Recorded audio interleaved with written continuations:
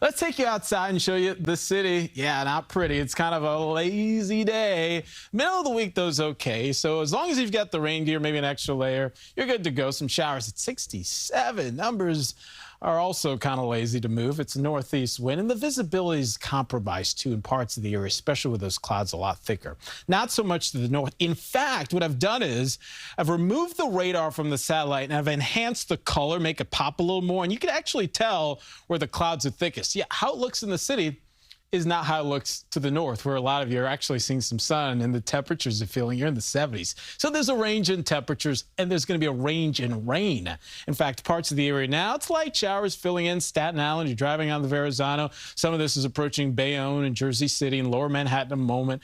Portions of Brooklyn are getting some wet weather. In fact, down the shore, those showers are filling in. Moisture will too. And, you know, over time, not to say that those of you who aren't seeing rain, even to the north, can't catch a shower. This is what Futurecast or radar likely looks like on your trip home. And there's some spots that are going to be wet. So if you're checking in later with Lonnie and Scott, they'll be helping you navigate through this. And, you know, fair to say that can't rule out a rain chance for the Mets tonight. So if you got tickets, just be prepared. It's cool, it's gray, and a little damp into tomorrow morning too, where clouds are a little stubborn. However, I think by this time tomorrow, those clouds are starting to thin out as that system pulls away.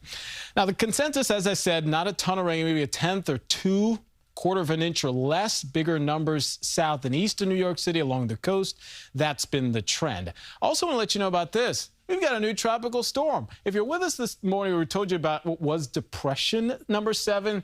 Well, guess what? Hurricanes that are bumping it up. It's a 45-mile-an-hour storm, not that impressive, far from land, and likely no imminent threat to land. But while strengthening won't happen in a hurry, there could be some long-range favorable environment to where maybe this becomes a hurricane over the weekend as it moves in the general vicinity of, say, Bermuda.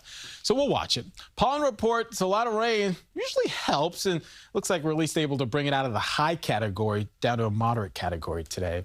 Rain chances are highest today. They start to come down tomorrow, and then it's a quiet stretch for an extended period of time. After today, we may not have another rain chance until the end of next week. In the meantime, the story is the temperatures. Tomorrow, with brighter afternoon, numbers will climb. We're up to almost 80 degrees, so it's 10 degrees warmer than today. And then it's Friday. It's a summer day with sunshine in the mid-80s. But wait, there's a front that arrives Friday. What does that do? Well, it knocks down those temperatures. So it's a fall feel when you step out the doors Saturday morning in the 50s, some 40s too, low 70s for highs. That's how we start autumn, Jessica, before another warm-up on the way after that. All right, thank you so much, Tony.